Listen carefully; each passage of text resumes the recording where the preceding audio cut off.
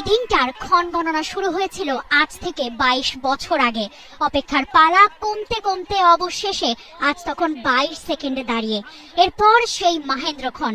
এই মুহূর্ত শুধু ম্যাচ জয়ের না, এই মুহূর্ত একটা স্কোর শিটের না, আজকের এই মুহূর্ত একটা ইতিহাসের।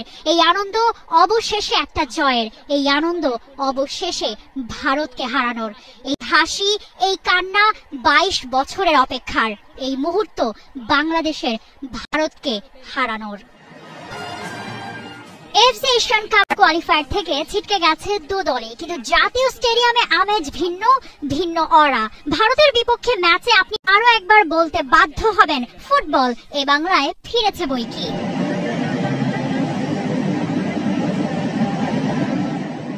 জ্যাম-প্যাকড গ্যালারি, ডামাডোলের উল্লাস, প্রতিপক্ষকে স্লেজিং।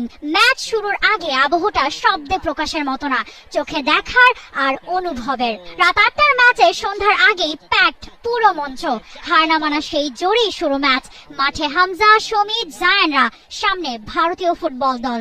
জাতীয় সঙ্গীত থেকে জোরটা আরো বাড়িয়ে নেয়া তাদের। না দেখে বাংলাদেশ বোধহয় স্বস্তি পেয়েছে। শুরুতেই একাধিক থ্রো-ইন বাংলাদেশের, আর তাতে সুযোগ তৈরির চেষ্টায় তো ফল মিলবেই।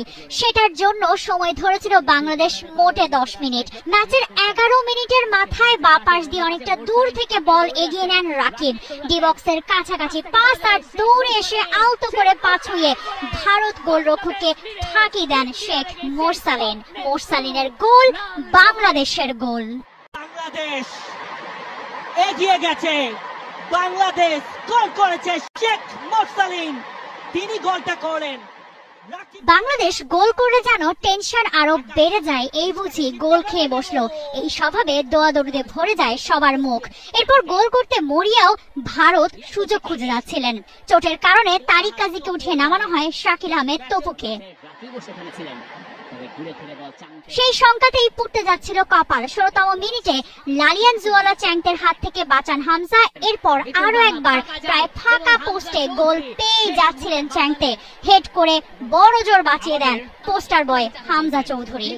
আবার সেই চাপ ডেকে আনলেন এবং তারপর এরপর মাঠে শুরু হয় উত্তপ্ত পরিস্থিতি, প্রায় হাতাহাতি পর্যায়ে। সেখান থেকে হলুদ কার্ড পান তপু ও বিক্রম।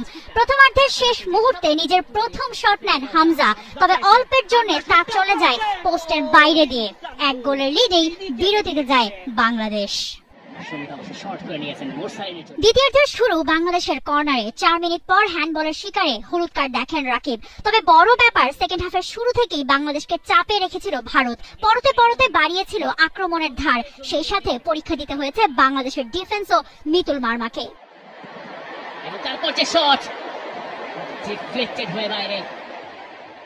সবচেয়ে বড় পরীক্ষা গেছে সমালোচনায় ভরা মিতুলেরই। আর এদিন একের পর এক পরীক্ষায় পাশও করেছেন তিনি। চতুর্দিক থেকে এসেছে আক্রমণ, কখনো হামজা, কখনো মিতুল। একদম শেষ পর্যন্ত বাংলাদেশকে সেফ রেখেছেন তারা।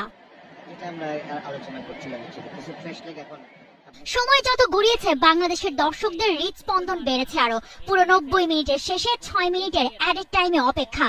22 বছরের আক্ষেপটা ঘুচতে যে আর মাত্র কিছুক্ষণ। আর সেই অপেক্ষার জন্য শেষ মুহূর্ত পর্যন্ত লড়তে হয়েছে বাংলাদেশকে, লড়তে হয়েছে মিতুল হামজাদের। অবশেষে একটা একটা করে সেকেন্ড গেছে, আর বাংলাদেশ অবশেষে ভারতকে হারিয়েছে। অপেক্ষা ঘুচেছে 22 বছরের।